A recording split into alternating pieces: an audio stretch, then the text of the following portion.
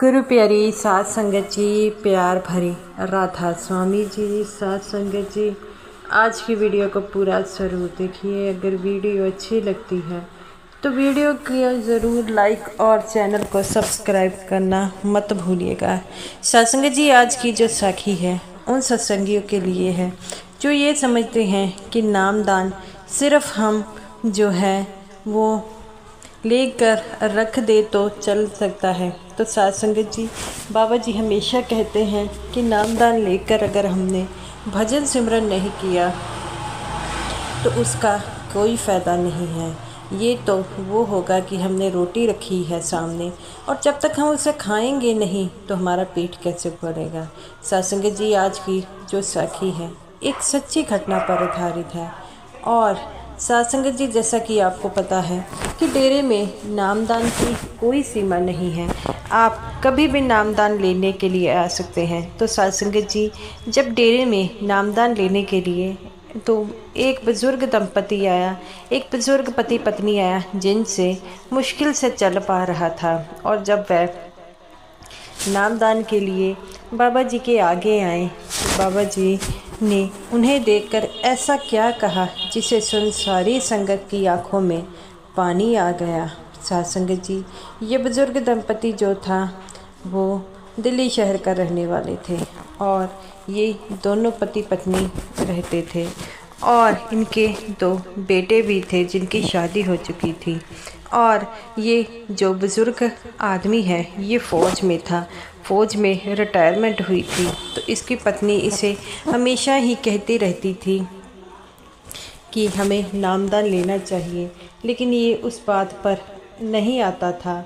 और जैसे जैसे उम्र बढ़ी फिर अपने बेटों को कहने लग पड़े कि हमें नामदान के लिए जाना है, लेकिन इनके बेटे इन बात के लिए नहीं मानते थे और दोनों का नामदान जो था कैंसिल होता रहा। और इन दोनों बुजुर्ग दंपति की उम्र तकरीबन जो है, आदमी की उम्र 90 साल थी की और औरत की 85 साल की थी। अब तो ये मुश्किल से चल पाते थे। एक दिन अपने बेटे को कहते हैं, बेटा हमें नामदान के लिए डेरे ले चल। तो वो कहते हैं, बाबा सारी उम्र तो आपने नामदान नहीं लिया, अब तो आपका कल का पता नहीं है, आप नामदान लेकर क्या करेंगे। तो वो कहता है, तुझसे जितना कहा जाता है तू उतना ही कर, सिर्फ नामदान हम लेंगे तो मतलब लेंगे। तो वो कहता है, तो अब तो आपको डेरे वाले भी नामदान नहीं देंगे। तो वो कहता है, हमने सुना है डेरे में नामदान की कोई सीमा नहीं है। तो वह कहता है, अच्छा तो फिर मैं ऐसा करता हूँ कि आपके पोते को कह देता हूँ, वह आपको लेकर चला जाएगा। वह अपने पोते से बड़ा प्रेम करते थे और उसका पोता भी उनसे बड़ा प्रेम करता था। जब उसको पता लगा कि उसके दादा दादी ने जाना है तो वो कहते हैं कि बेटा हमें पता लगा है कि आज पर्ची मिलेगी और फिर नामदान मिलने वाला है, तो क्या तू हमें लेकर जा सकता है। तो वो कहता है, दादाजी अगर आपने मुझे ये पहले बात कही होती तो मैं आपको पहले ले जाता। तो उसका दादा कहता है कि चल बेटा, देर आए दुरुस्त आए, तो क्या तुम हमें ले जाओगे। तो वो कहता है, हाँ हाँ दादाजी मैं आपको ले जाऊंगा, आप किसी प्रकार की चिंता मत कीजिए, आप मेरे साथ गाड़ी में बैठिए, हम सब मिलकर चलेंगे। तो वे बड़ा खुश होते हैं कि हमारा पोता हमें लेकर जो है डेरे जा रहा है और उनकी खुशी का ठिकाना नहीं। तो उनका पोता कहता है कि आज आप बड़ा खुश लग रहे हैं।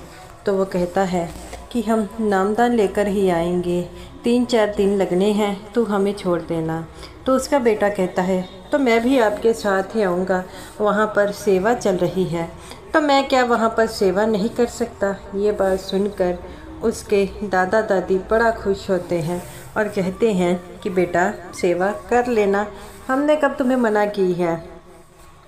तो वो कहता है, फिर तो मैं सेवा कर कर ही घर आऊँगा। तो वह बड़ा खुश होता है कि मैं डेरे जा रहा हूँ। और वहाँ पर जब पर्ची की लाइन में वह बुज़ुर्ग दंपति लगे हुए थे तो उनसे खड़ा भी नहीं हो रहा जा रहा था। एक सेवादार उनका मजाक उड़ाने लगा कि आपसे तो खड़ा नहीं होया जा रहा, तो आप नामदान क्या लेंगे। तो वो कहता है, इस बात की चिंता तुझे नहीं करनी चाहिए, हमें अपनी खुद चिंता है। नामदान हमने लेना है, नामदान हम लेने आए हैं, तू भला किस चीज़ की चिंता कर रहा है।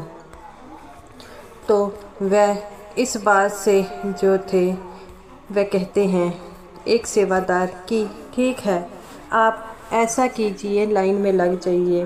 तो दूसरा सेवादार कहता है कि तू इन बात की चिंता मत कर, अगर बाबा जी ने इन्हें नामदान से बाहर निकालना होगा तो वह खुद निकाल देंगे। तो वह कहता है ठीक है, आप नामदान की लाइन में लग जाइए। तो वह बड़े खुश थे कि हमें नामदान में लग गए हैं और उन्हें पर्ची मिल गई और उन्हें बताया जाता है कि किस दिन नामदान मिलना है। वह अपने पोते के साथ वहाँ पर बैठते हैं और उनका पोता जो था उसका दोस्त भी वहाँ पर सेवा करता है और उन्होंने उनके रहने का अच्छा प्रबंध कर दिया था और वह बड़े खुश थे। तो उसका पोता कहता है कि आपको किसी चीज़ की अगर ज़रूरत पड़े तो मुझे बता देना। तो उसके दादा दादी कहते हैं, बेटा तेरे रहते हमें किस बात की चिंता है, हमने तेरे माँ बाप को कई बार कहा लेकिन वह नहीं आने देते। तो वो कहता है कि दादा दादी जी, जब कर्मों में होता है तभी नामदान मिलता है और किसी प्रकार की चिंता मत कीजिए। आप नामदान लेकर सिर्फ सिमरन की ओर ध्यान दीजिए, बाकी आपकी जो जिम्मेवारियां हैं वह तो पूरी हो गई हैं। तो वो कहता है, बेटा श्वासों का क्या पता है, आज हम हैं कल ना हो। तो वो कहते हैं कि दादाजी आपको तो अब सिमरन की ओर ध्यान देना होगा और किसी प्रकार की चिंता मत कीजिए, आप तो अपने भजन सिमरन के लिए दीजिए। आपके खाने पीने का पूरा बंदोबस्त यहाँ से हो जाएगा और यहाँ पर जितने भी सेवादार हैं वे इसीलिए हैं कि जो नामदान लेने आए हैं उन्हें किसी प्रकार की चिंता ना हो। तो वो कहते हैं कि डेरे में इतना प्रबंध है और इनके यहाँ के सेवादारों में हमने बड़ा ही डिसिप्लिन देखा है। तो वो कहते हैं कि बाबा जी हमेशा अपने सेवादारों को बड़ा प्रेम करते हैं, इसीलिए जो सेवादार हैं वह भी अपने बाबा जी से इतना प्रेम करते हैं, वह उन्हें अपना घर ही मानते हैं।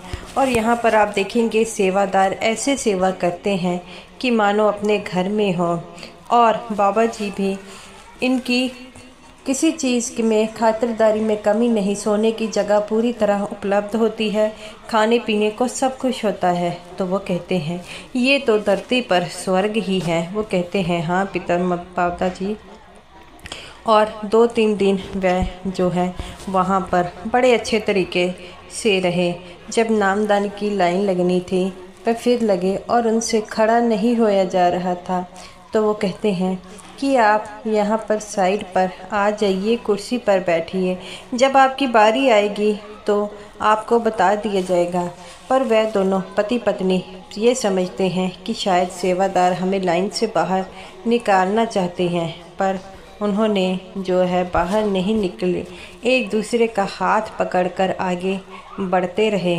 तब बाबा जी भी बड़े वहाँ से सब कुछ देख रहे थे और वह दोनों पति पत्नी धीरे धीरे आगे बढ़ते रहे। जब बाबा जी के सामने आए तब बाबा जी उन्हें देखकर मुस्कुराने लगे कि भाई बड़ी जल्दी याद आया है नामदान लेने का। तो वह बाबा जी से कहते हैं कि बाबा जी आपके यहाँ क्या उम्र की कोई सीमा है। तो बाबा जी कहते हैं बेटा ऐसा कुछ नहीं है, आपकी जितनी उम्र हो गई है आपको भजन सिमरन करने में तकलीफ़ होगी। तो वो कहता है कि बाबा जी हमसे चौंकड़ी नहीं बजती। तो बाबा जी कहते हैं बेटा कोई बात नहीं, आप जो है आराम से पीछे ढोल लगाकर जो है भजन सिमरन पर बैठ सकते हैं। आपको इतनी देर बाद भजन सिमरन का क्यों याद आया। तो वह कहते हैं बाबा जी हमने सुना है कि जब कर्मों में नामदान की बख्शीश होनी है तब ही होनी है, बाबा जी कहते हैं फिर ये तो सही कहा है, आप किसी प्रकार की चिंता मत कीजिए, आप तो सिर्फ भजन सिमरन में जो है ध्यान दीजिए और ये सोचिए हमारे पास समय बहुत कम है। तो वो कहते हैं कि बाबा जी आप सब कुछ जान है। तो बाबा जी कहते हैं मैं कुछ नहीं जानता, मैं सिर्फ यही जानता हूँ कि कर्मों का हिसाब है, इसे देना मुश्किल है और भजन सिमरन भी करना ज़रूर है। तो आप तो अपने भजन सिमरन पर अगर डटे रहेंगे तो बहुत जल्दी ही आपको अंदर से दिखाई देगा, लेकिन अगर आपने इतना ध्यान नहीं दिया तो आपको कुछ भी दिखाई नहीं देगा। इतना कहते ही वह दोनों जो है कहते हैं उनको बिठा दिया गया। फिर बाबा जी ने सारी संगत को नामदान की बख्शीश की। वहाँ पर जितने भी सेवादार थे सब ने जो है बारी बारी जितने भी आए थे उन्हें भजन सिमरन का अभ्यास कराया। जब वह बाहर आए तो अपने पोते से कहते हैं कि आज हमें नामदान मिल गया है, हमें तो घर पर मिठाई लेकर जानी चाहिए। तो उसका पोता कहता है आपने ये कौन सी बड़ी बात कही ही है, हम तो घर में डब्बा लेकर जाइए। तो वो कहता है तेरा बाप जो है इस यहाँ पर मानता नहीं था, इसलिए उन्होंने पहले नामदान नहीं लेने दिया। पहले मैं नहीं मानता था, जब मुझे सुरत आई तो फिर तेरे बाप ने छोड़ दिया, अब तो हम नामदान लेकर ही माने हैं। तो वो कहता है कोई बात नहीं, हम डिब्बा लेकर जाएंगे, जिसकी मर्जी होगी खाना होगा, जिसकी नहीं। तो वो कहता है कि दादाजी ये काम तो आपने बड़ा अच्छा किया है।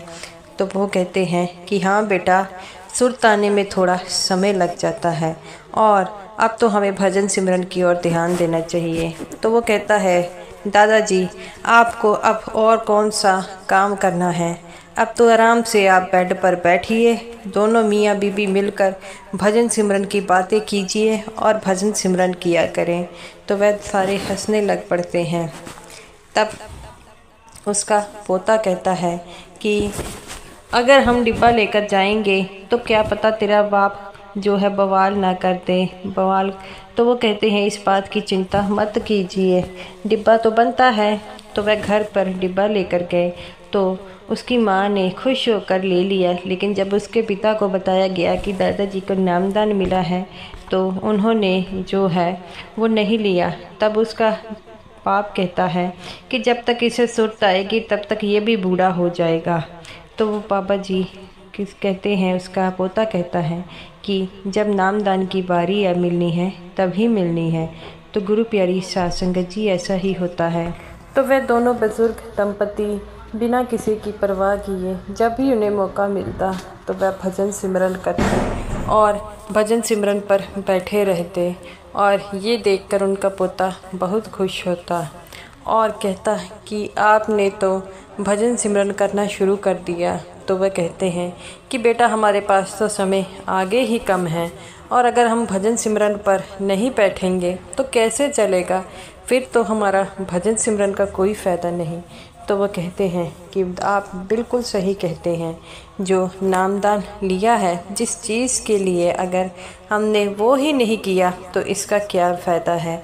वो कहते हैं कि इस जिस्म का तो कोई फ़ायदा नहीं है कि ये तो यही अग्नि में चला जाएगा, पर जो आत्मा है उस सच्चे परमात्मा तक जानी है, उसे तो हमें जवाबदेही देनी होगी ना कि जिस काम के लिए उन्होंने हमें भेजा है वो अगर हमने क्या किया तो क्या फ़ायदा।